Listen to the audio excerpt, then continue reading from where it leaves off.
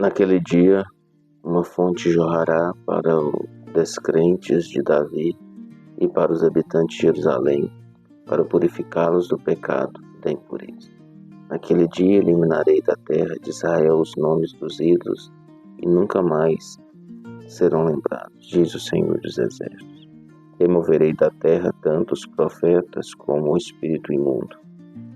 E se alguém ainda profetizar, seu próprio pai e sua própria mãe lhe dirão: você deve morrer porque disse mentiras em nome do Senhor. Quando ele profetizar, os seus próprios pais o esfaquearão. Naquele dia todo profeta se envergonhará da sua visão profética. Não usará o modo de profeta feito de pele para enganar. Ele dirá: eu não sou profeta, sou um homem do campo. A terra tem sido meu sustento desde a minha mocidade. Se alguém lhe perguntar que feridas são estas no seu corpo, ele responderá: fui ferido na casa de meus amigos. Levante-se, ó espada, contra o meu pastor, contra o meu companheiro, declara o Senhor dos Exércitos. Fira o pastor e as ovelhas se dispersarão, e voltarei minha mão para os pequeninos. Na terra toda 2/3 serão ceifados e morrerão, todavia a 1/3 parte permanecerá, diz o Senhor. Colocarei esta 1/3 parte no fogo, e a refinarei como prata, e a purificarei como ouro. Ela invocará o meu nome, e eu lhe responderei. É o meu povo, direi, e ela dirá: o Senhor é o meu Deus. Pai, em nome de Jesus, como é bom estar neste momento lendo a Tua Palavra, meditando nos Teus preceitos. Em nome de Jesus, eu peço ao Senhor que o Senhor coloque no coração, na mente e na vida de todos aqueles que estão ouvindo o desejo pela Tua Palavra, o desejo por um relacionamento com o Senhor, o desejo por um compromisso com os Teus preceitos. Em nome de Jesus, eu oro ao Senhor pela Tua igreja, eu oro ao Senhor por aqueles que estão enfermos, eu oro ao Senhor por aqueles que estão enlutados. Que o Senhor console os corações. Em nome de Jesus, eu peço ao Senhor que o Senhor esteja cuidando dos nossos lares e cuidando das nossas vidas. Nos ilumine por meio da Tua Palavra.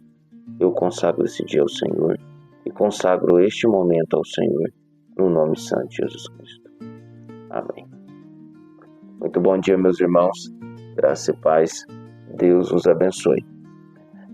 Nós estamos aqui no capítulo 13 de Zacarias, caminhando para o finzinho do livro, que é no capítulo 14.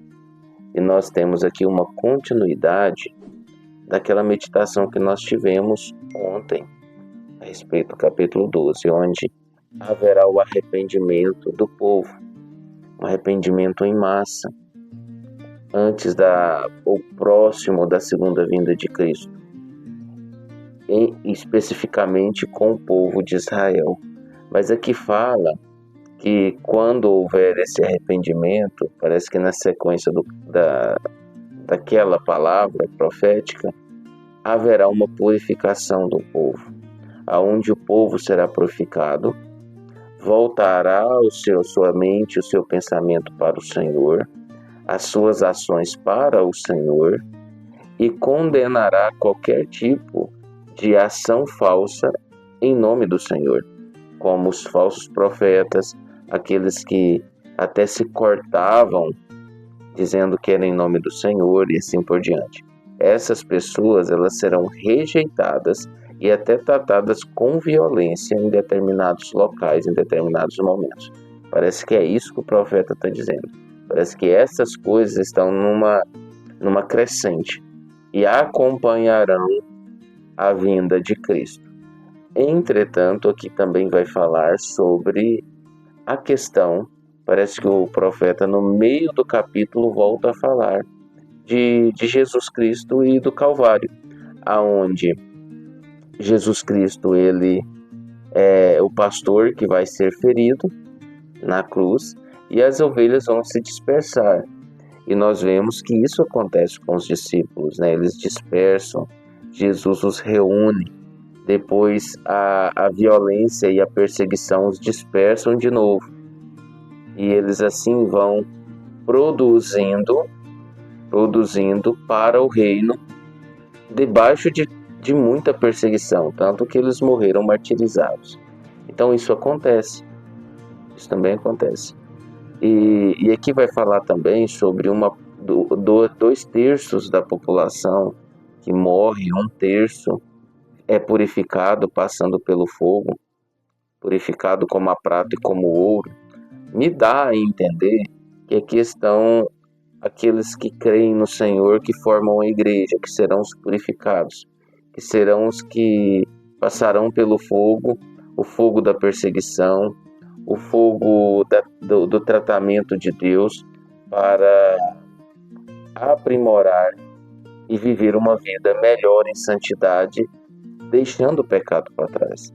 Da mesma forma que Jesus fala muito sobre a noiva ataviada, que se encontrará com o noivo completamente ornamentada para as bodas, aqui é nesse sentido.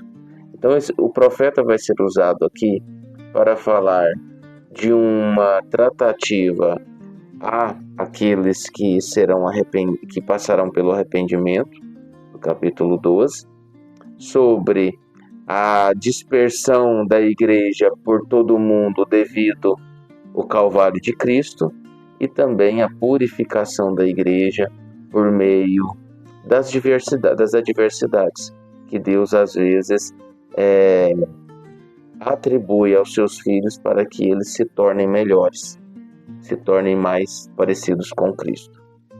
Olhando para este texto e olhando para a nossa realidade hoje, nós devemos sim aplicá-lo em nossas vidas. Nós devemos atentar para as nossas dificuldades e aplicar em nós essa purificação da tratativa aqui do fogo na prata e no ouro para as nossas adversidades. O que eu melhoro após uma dificuldade? O que eu melhoro após um momento difícil? Teve melhoras? É Deus trabalhando, é Deus com a sua pedagogia. E devemos olhar também para essa questão aqui da falta de, vamos dizer assim, de paciência, mas não é esse bem o termo que eu quero usar, mas é o que saiu agora, com falsos profetas, com falsas mensagens. Não aceitar isso em nosso meio é algo que também faz parte do nosso processo de santidade. Nós aceitamos, caminhando ou vivendo bem próximo de nós, até dentro do nosso lar, um familiar que ainda não nasceu de novo, que vive em pecado, às vezes tem um pecado doméstico, às vezes tem um vício e assim por diante, ou qualquer tipo de pecado relacionado à pessoa, né? Mas nós não devemos aceitar a falsa mensagem e o falso profeta. O próprio Senhor lutou contra no momento que ele esteve junto conosco, né? Nós vemos isso quando ele age no templo, né? E ele também nos dá a autoridade para isso. Então, de certa forma, esta palavra ela é muito viva para as nossas vidas e nós devemos olhar para ela com responsabilidade, com carinho, com zelo e com fé. Que Deus te abençoe, que você tenha um dia abençoado, protegido e guardado pelo Senhor Jesus. Um abraço fraterno para você e fique com Deus.